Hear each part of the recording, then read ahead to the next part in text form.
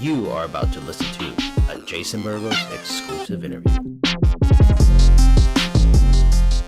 Watching some of the Bellator countdown show for the fight tonight. I'm pretty excited for it. What are your thoughts on that fight? I mean, I'm sure most people are going to pick Bader. Do you think Fedor has a decent chance at all?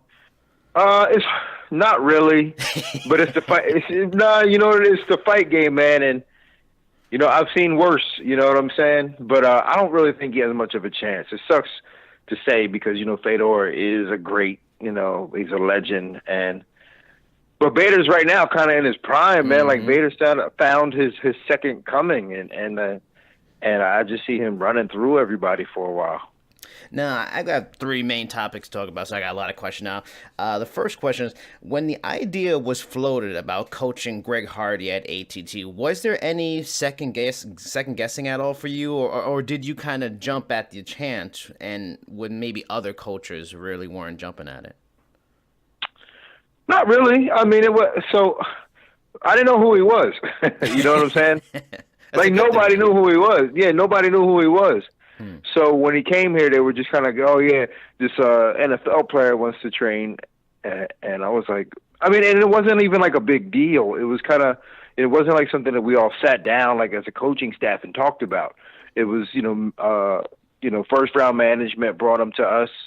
And I worked closely with them on some other fighters. So they actually asked me if I would work with him. I was like, yeah, no problem. I didn't even know who he was. And it didn't come out till later who he was. And then I was just kind of like, man, and I had been working with him for a while. I was like, man, he's a good kid. So, yeah, I'm just going to continue to keep working with him. And it's no need to start digging into his past. Let's just keep working. When you started working with him, did his physical gifts stand out to you? I mean, just being there, because I was at the ESPN 1 show, being cage side for the UFC show. He's a very large, muscular man with like a clear explosiveness to him. Like, is his physical gifts something different than the normal you've dealt with, other than Tyron Woodley, of course? Yeah, for that size, absolutely. Because most guys that size are just extremely slow. Like they're flat-footed and they're slow and that's not a disrespect. I mean, they're just, most guys, if you're 250 pounds, you're just not going to move all that fast. But, watching him move when he wanted to, it was like, wow, man, this guy is really fast.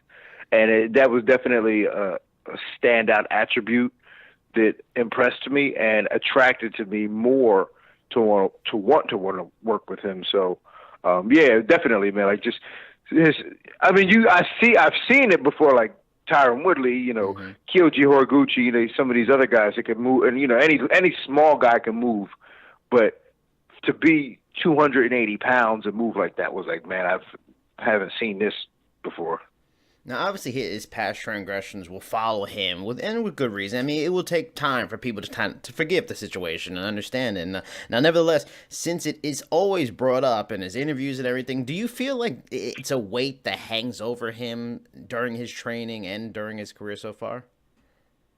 No. I mean, we don't talk about it. Mm-hmm. It only comes up when all that stuff only comes up when people keep bringing it up, but we don't talk about it. And for me, it's like, I don't talk about it because I don't, if I were to talk about people's past, I could talk about anybody's past. I could go back and hey, man, look at you, man. Why, look at what's going on with you. And I could do that. And I think we live in a society where people are insecure with themselves, so they keep bringing up everybody else's past and to make themselves feel better about the dirt that they do. Mm-hmm. The dirt that they've done.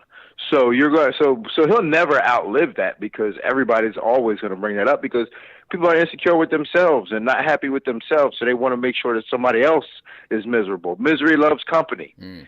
But as far as we go, I don't, again, like I didn't know him back then. So I'm not going to keep bringing it up like, hey man, remember this. Yeah. So, hey, I don't bring that up. So now to the fight itself. He looked strong early, but there seemed to be a moment where he tired a bit, but it still looked like the man likely to probably win eventually and get that W. Then the illegal knee comes. What are the first thoughts when this happened? Was it simply like a, oh shit, no kind of moment? Like what happened? What were you thinking when that all turns, goes down at the event? And I have to be completely, from a coaching perspective, I always want to be honest, and that's the only way my fighters get better. And during that fight where Greg did look, where he was sharp, I mean, not even sharp, but where he was strong, I felt he was sloppy, and he wasn't doing exactly what I know he's capable of doing, and that's for me. So when the guy took his shots early on, and didn't get knocked out, and Greg got even more sloppy, that's when I was kind of like, damn, let's slow down, But he didn't, and he got worse because the guy didn't take his shots, so it got worse, and he got worse because of that, and I think that's why he gassed out because. Early on in his career, he'd been knocking guys out in 30 seconds. When he didn't do it this time, it got worse, and he tried harder to knock the guy out. And he got really sloppy, and he got tired from doing that. And for me, that's when I realized that, Greg, being a high-level profile athlete, he's still not really a fighter yet. There's a lot of things that you have to learn. And even experienced fighters make that mistake. But this is a guy who only knows from his sports career how to be aggressive, a defensive end, like just constantly attack the quarterback. And in terms of a fight, you can't attack. Sometimes you got to sit back a little bit. And those are things that he has to learn and has to have trust in. And he's still learning that. And we're going to get there, I promise you.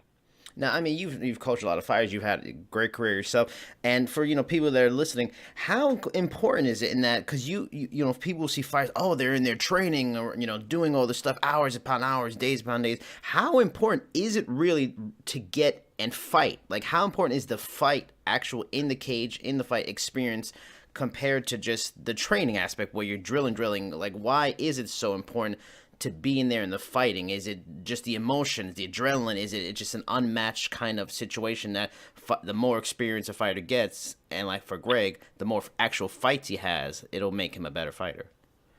Well, I mean, just about that competition, like you have to have experience in competition, and you can't recreate that in practice, especially as a heavyweight.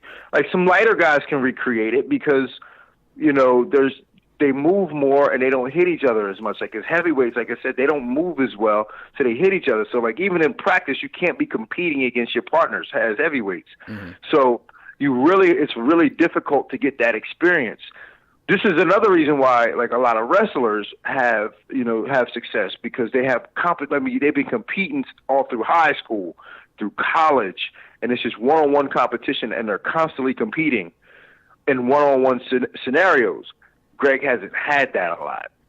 So no matter how much we train, we have to do, and this is what I was saying earlier this week, is that I have to do a better job of getting him prepared for that one-on-one competition because he hasn't had a lot of that. Right. And being able to go back and forth with another human being in a one-on-one competitive scenario, because you just can't, it's very difficult to recreate that in practice. So, that's something that we got to do a better job of. Now, how do you recreate that? Because I know it's tough. I mean, I've seen shows and stuff like that, and where they'll have a guy, they'll have an audience, they'll have a guy do the whole walkout. Time like how can you recreate that for like you said, guys of that size? It's hard to go all the way. Yeah, and that's really kind of the way you do it. You have to try to have these mock workouts or mock practices where you can tap into those senses where a guy is being under stress a little harder or being under the microscope a little harder. And we just have to try to recreate that for Greg or for any athlete. I don't want to just try to throw Greg under the bus because it's not exclusive to Greg Hardy. It's for anybody. And we do have to try to recreate that so that he does start to learn to feel that pressure and be able to deal with it a little bit better. But again, it's not just Greg. It's a lot of athletes. I would probably say it's more athletes than not that have to go through that and then have that stress and don't perform as well. Because if any fighter, you look at any fighter and go, oh, man, I'm so much better. I train so much better. And the reason why they can't do it is because there is that gap between practice and performance. And that doesn't only even exist in fighting. It exists in public speaking. It exists in anything of a nature of what you're doing in front of the public. So, but in terms of fight, you can get hurt. So it's a lot more dangerous. You could really get hurt in a fight by not performing at your best. So, moving forward, some of the things that we do are going to have to change in that aspect. Now, moving on to one of the very best fighters on the planet, Tyron Woodley. Before the Till fight, you felt and you told me, Colby should have been the next guy. We are at a new fight set. Once again, it is not what most fans would like in a bout with Tyron and Colby. Does this feel like another big missed opportunity for the UFC, or is this kind of situation is sort of an example of like the logistics of fight booking and getting schedules of different fighters to match up at the right time? It's actually much harder than fans understand. It's harder than what fans understand because, it's easy to look at what's exposed to the world when fighters are able to, especially with social media, when fighters are able to tell the side of the story that they want. Mm-hmm. And the UFC, they reserve themselves at times, and they only tell the story that they want when they want to tell the story that they want. So it's easy to make it look like, oh, this should have happened, that should have happened, this guy's running from this guy's ducking this guy, but nobody really knows all the facts because the UFC doesn't present all the facts until they want to. So in my opinion, I felt like it was a missed opportunity. I felt like Colby deserved the fight, but there's obviously things going on behind the scenes that I don't know about.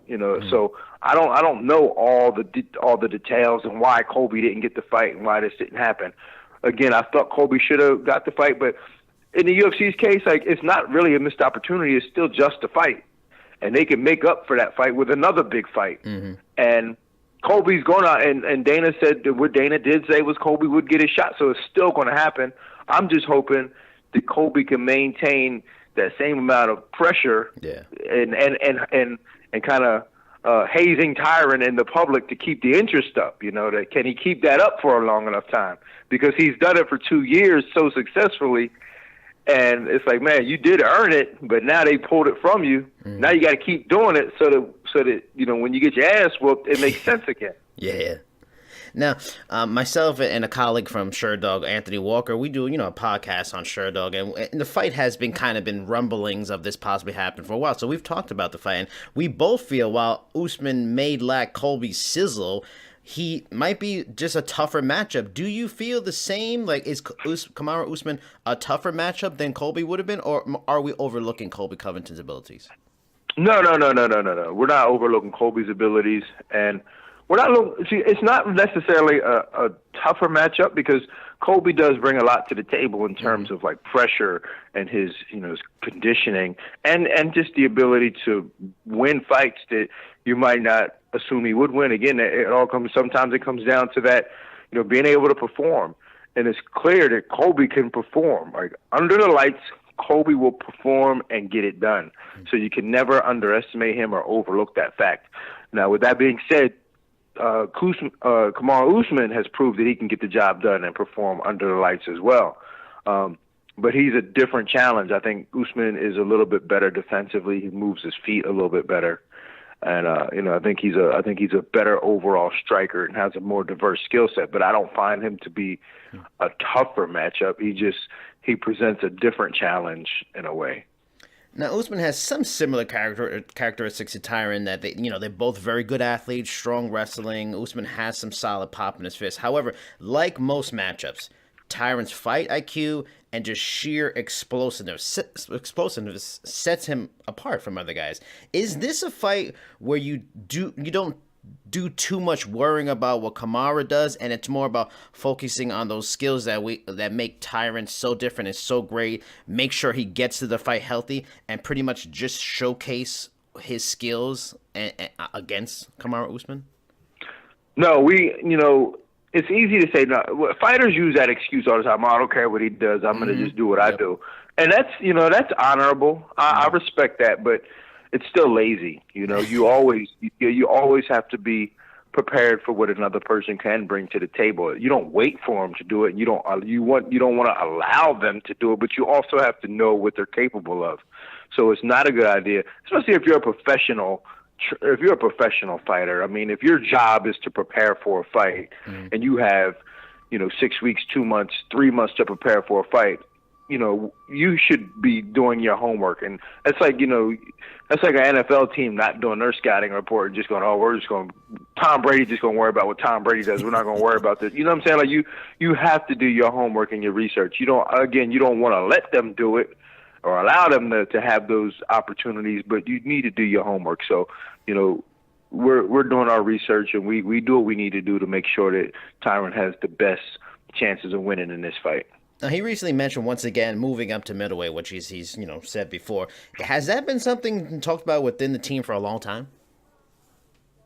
Not really a long time. I think that his goal before was to just prove that he was the number one middleweight, or number one welterweight in the world. I'm sorry, number one welterweight in the world, and then say that he was the greatest welterweight of all time. But I think this year he has a newfound goal, and that's to get Fighter of the Year. So his goal is to get Fighter of the Year, and the only way to do that is to get those type of fights. He has to have some, not only high-profile fights, but some risky fights. So he does have to take some chances. So he obviously wants to fight Usman. I think that, we recognize that Colby deserves a shot. So I know he wants to do that one.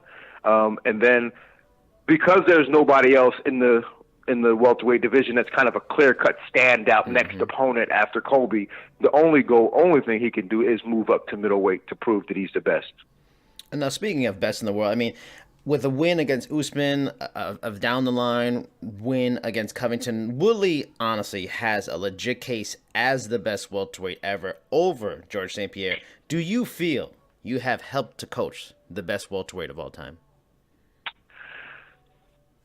See, that's a tough question because it really is.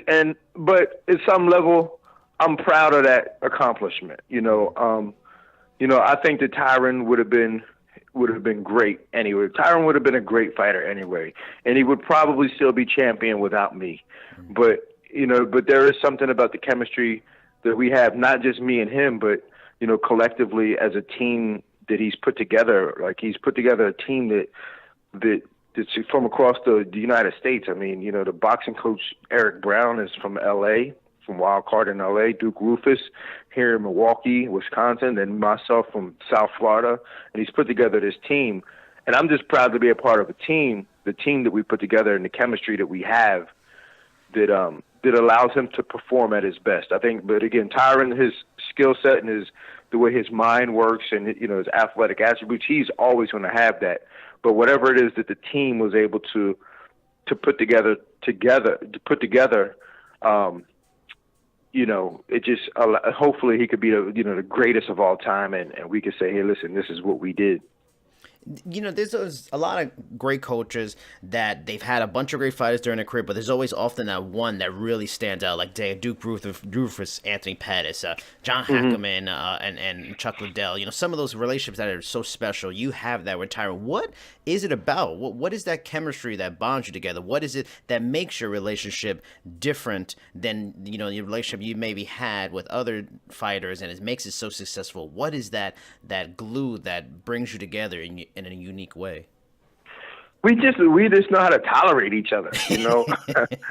That's really what it is. It's like we tolerate each other, and and I was telling a fighter this week. They were talking about because I couldn't go with them to a fight, and I'm just like, sometimes it's not about you needing the technical coach in the corner that you need, because how to fight. And Tyron knows how to fight. Again, sometimes it's just getting that fighter to perform, and sometimes that's just being comfortable, and sometimes as a coach, it's not about the technical work. It's just making them comfortable, and so that they can perform at their best. And that's, I think, one of the things that me and Tyron has is that, he's just I don't know, just being around him all week, and we're just comfortable together, and I don't stress him out, and I don't make him feel like this is the end of the world, and some coaches do that to fighters, and I think that may be what it is. We can tolerate each other to where, fight week he's cutting weight, he's miserable, he's yelling at everybody, and we're just like, hey man, that's cool. Yeah, but that's just how fighters are, man, and you have to understand that and give them that respect, because they're about to do something that could change their lives financially and physically. Like it could be great one way financially or disastrous one way physically. So there's a lot of stress involved with that. And like the chemistry that we have, me and Tyron, we just get each other, and I allow him to just be at his best. Now, speaking of GOATs, speaking of great relationships, you have a long time close friendship with Amanda Nunes, through the connections to American Top Team, all that stuff. Tell me a bit about how you two ended up bonding and what makes her honestly so damn likable. It's weird that everybody did you could say she's likable, because she is probably one of the most, likable characters that you'll meet in the fight game. Mm-hmm. And I think that's why me and her are friends, and it's probably why we don't work together from a coaching fighter perspective anymore, because we are friends, and because she's just kind of a clown. And yeah, she's kind of a clown, and everybody knows that I'm a clown. Like at the end of the day, like all I want to do is have fun and laugh. Yeah. And that's all she wants to do is have fun and laugh. And when we're around each other, that's what we do. We just have fun and laugh. And I don't know, like and I just, for whatever reason, that's all we do is have fun and laugh. And I think we recognize that, after when I actually coached her for the Valentina Shevchenko fight, her first one I was her main coach for the first fight that never happened. And then kind of after that, we never got to work together at that same capacity, because every time we got around each other, we would just like laugh around, joke around and dance. And, and that's what our relationship has kind of came down to. And I think it's better that way for us, because, she's proved to be the greatest female fighter to ever live. And I'm proud of her for that. Were you her coach for a long time, like through the Strikeforce years, or was it an off and on kind of thing? No. I didn't work with her back then. Okay. I didn't start working with her until, actually, I didn't start working with her until, Misha Tate. Okay. Misha Tate is when I first started working with her. So it's only been a couple of, like, on a coaching perspective. Mm-hmm. So prior to that, we like maybe spar around a little bit, play around a little bit, but it was the Misha Tate fight where I actually did the scouting report on Misha, and then, worked with her on some things that she needed to do in order to win the fight. And then after that, it was Misha, then Ronda, and then Valentina again, then Raquel, and now Cyborg. I mean, I still work with her. I still scout the opponents for her. Mm-hmm. But in terms of like showing up to practice with her, I don't do that no more. Yeah. Now, I mean, I'm glad you brought up best female fighter of all time, 'cause I think it's clear she is the best female fighter ever, without a doubt. But where would you put her all time for both genders? I mean, some may question the level of competition in women's MMA to men's at this current time, but I liken her run to like a Randy Couture or Chuck Liddell or Ortiz did in their time. If they are put on those lists with, inferior competition compared to now with the level of athlete that comes in the sport, I can't see why she isn't in a top 10 all-time list, men and women. Like, where would you put it? Is she, a top 10, top 5 fighter no matter what gender? Definitely top 10, no matter the gender. I can't say top 5 because of strength of schedule. Mm-hmm. You can't because of, and there's nothing against like female fighters. It's just that like if you were to take the 145-pound division mm-hmm. and go, all right, name 10 of them of all time, you'd struggle. Yeah. You know what I'm saying? Like you couldn't name 10 145-pound female fighters, and you'd struggle. So you'd have to say strength of schedule in those terms. But the fact that she did beat Cyborg is a mm-hmm. big thing, even though like that strength of schedule isn't there. But regardless of the strength of schedule, Cyborg is still mm-hmm. a terrifying and yet terrific fighter. No matter who she fights, she's a great fighter. Cyborg could possibly be on a greatest of all time list herself, which makes Amanda's win over her even more impressive. And then the fact that she beat, Ronda Rousey, who, again, she was packaged as the greatest of all time during her run. Those on the inside know that's not true, but she still had a tremendous run, and Amanda busted her up. Miesha Tate is a gamey veteran, and she was a champ. She busted her up. So, I mean, you have to put Amanda on that list in top 10 of greatest of all time, male or female. And if not top 5, you probably couldn't go top 5, but yes, definitely somewhere between, 6 and 10, she'd have to be on there. And it's still not too late for her to crack the top 5.